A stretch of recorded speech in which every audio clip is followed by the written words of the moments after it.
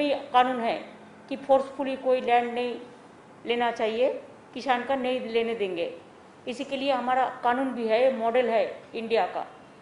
तो इसी के लिए किसान मूवमेंट जैसा जारी है, उसको हम लोग चाहते हैं जितना दिन तक उसको डिमांड ना फुलफिल हो, इतना दिन तक वो लोगों को पूरा सपोर्ट करने के लिए हम लोग तैयार है। उन्होंने एक रिक्वेस्ट मेरे को किया कि अपोजिशन का जितना चीफ मिनिस्टर है सबको साथ बात करके अगर एक दिन वो लोगों का साथ भी हम लोग वर्चुअल कॉन्फ्रेंस एक साथ में मिल के कर सकती हूँ।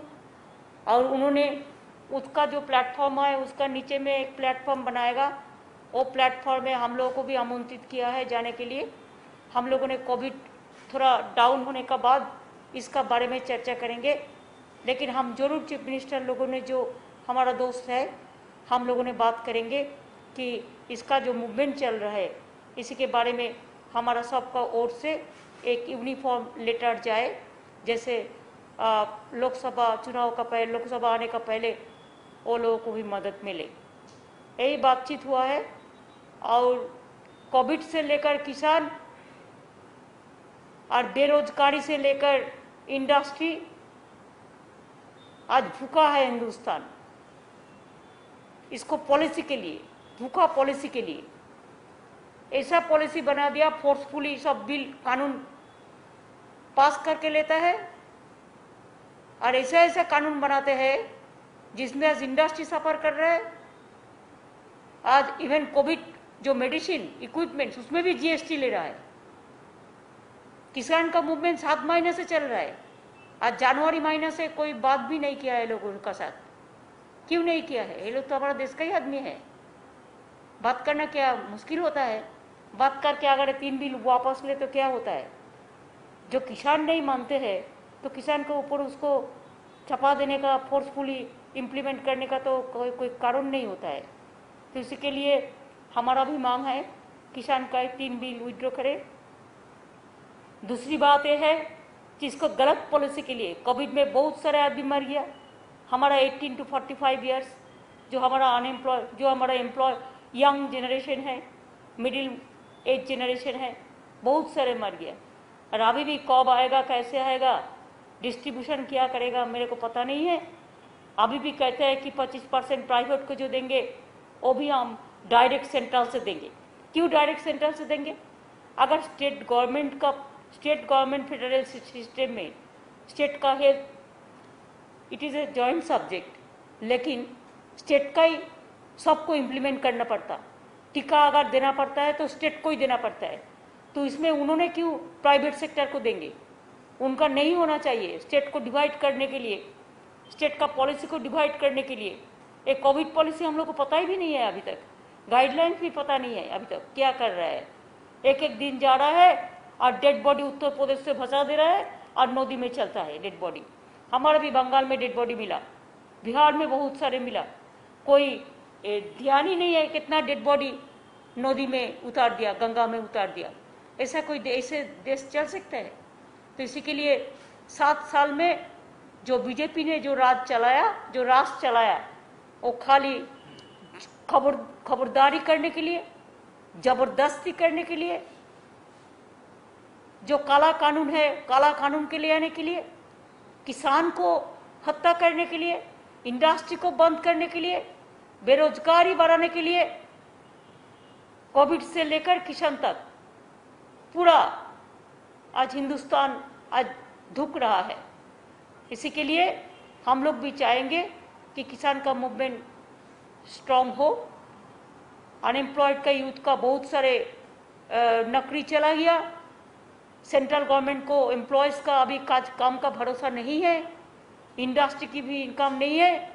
और अभी तो जैसा लॉकडाउन और डिफरेंट जो सिस्टम चल रहा है कोविड के लिए, देश में इकोनॉमी आज डिजास्टर में चला गया है। एक तो natural disaster we are facing और एक political disaster we are facing. कोई नहीं कुछ बोलता है तो उसको ऊपर एजेंसी लगा देता है, यही तो है उसका काम, और कोई काम नहीं है।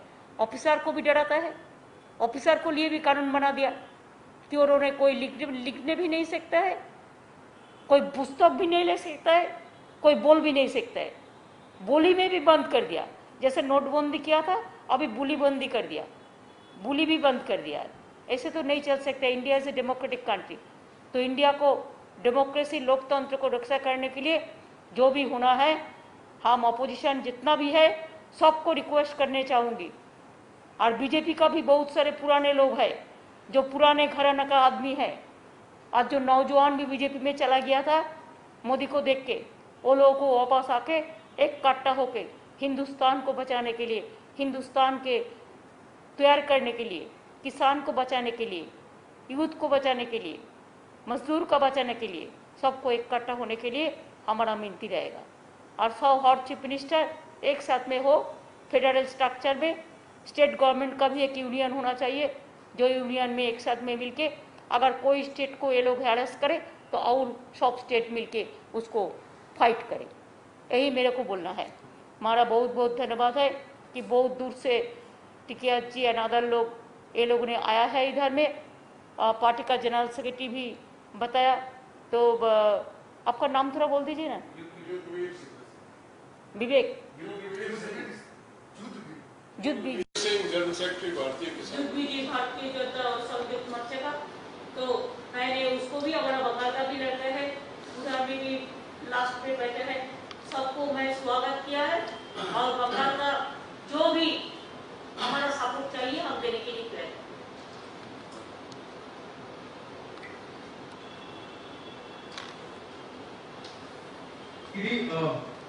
The farmers movement, you are supporting the farmers movement, but how do you plan to bring all the opposition parties together?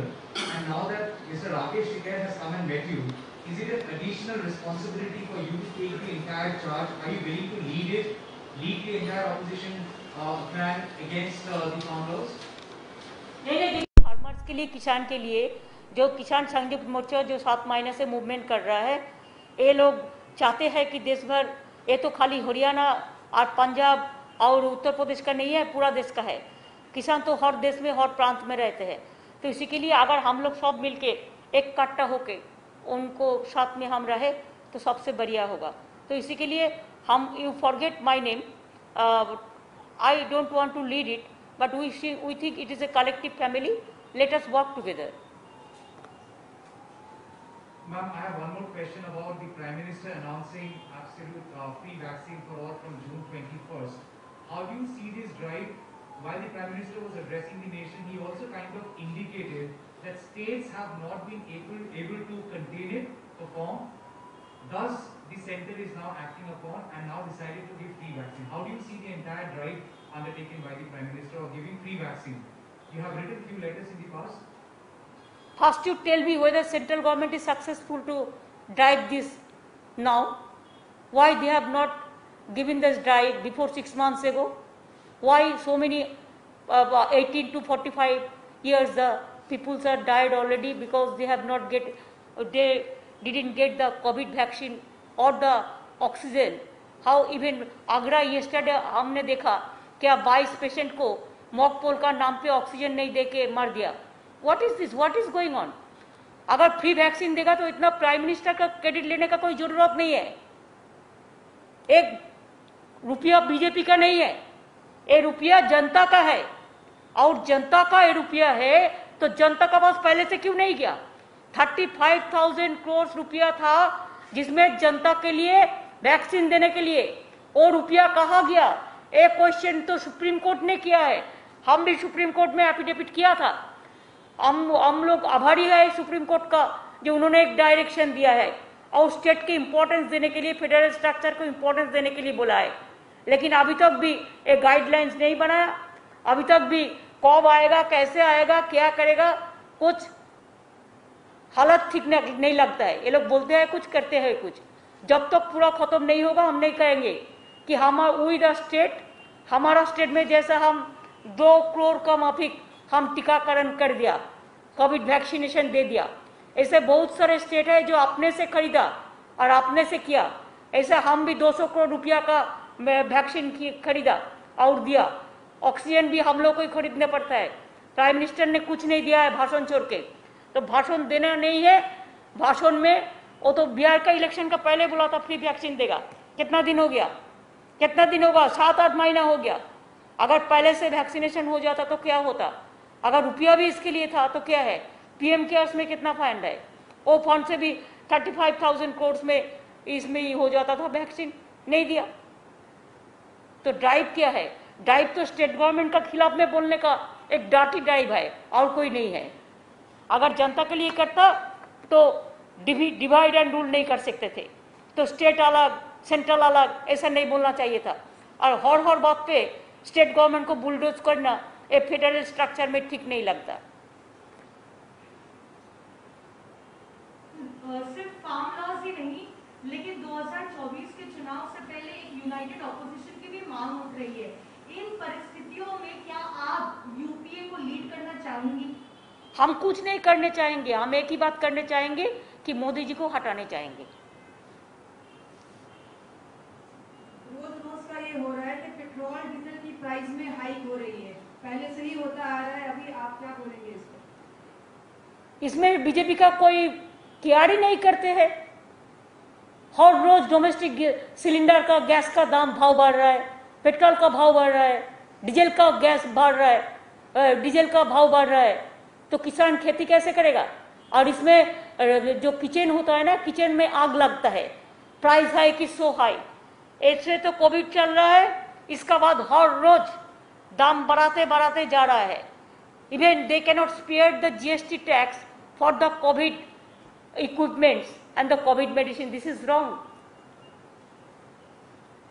कल जो प्राइसेस फिक्स किए गए वैक्सीन के सेंटर की ओर से देखा जा रहा है कि हर डोज पर 5% जीएसटी लगा रहा है। क्यों लगा रहा है? क्यों लगा रहा है? ये अन्याय है।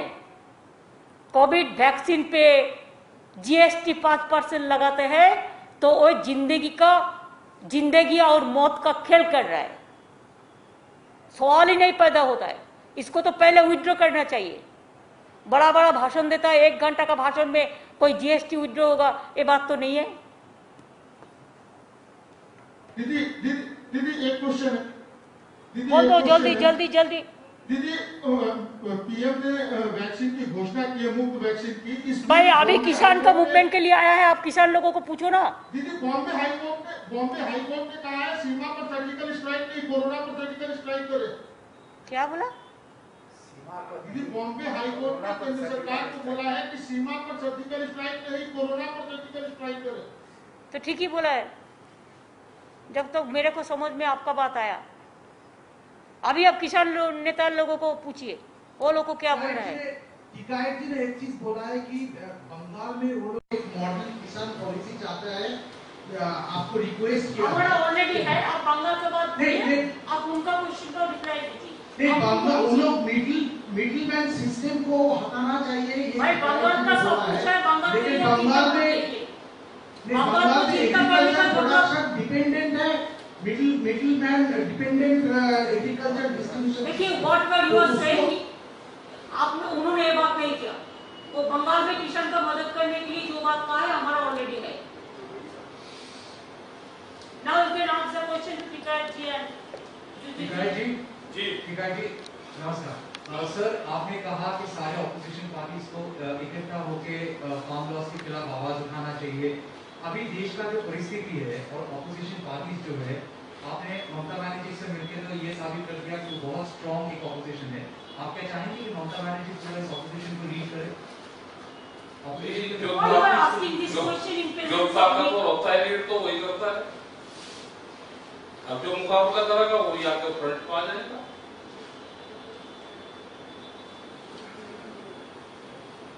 सर कुछ सुनाई नहीं दे रहा फिर से। मैं ये कह रहा कि ताकतवर अपनी जगह अपने आप बना लगता है, पहले इकट्ठे हो जाए सब। ममता बनर्जी भी ताकत के साथ में लड़ी है ना, सबके सामने है।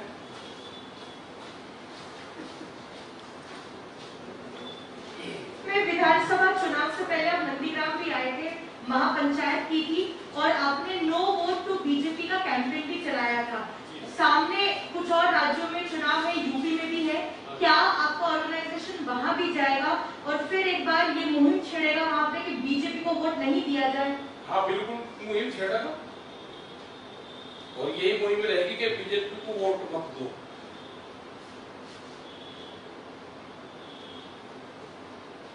राधे बोल दिया ना, नो बोल दिया बीजेपी। बीजेपी को वोट ना दो, बीजेपी ने देश का नुकसान किया है।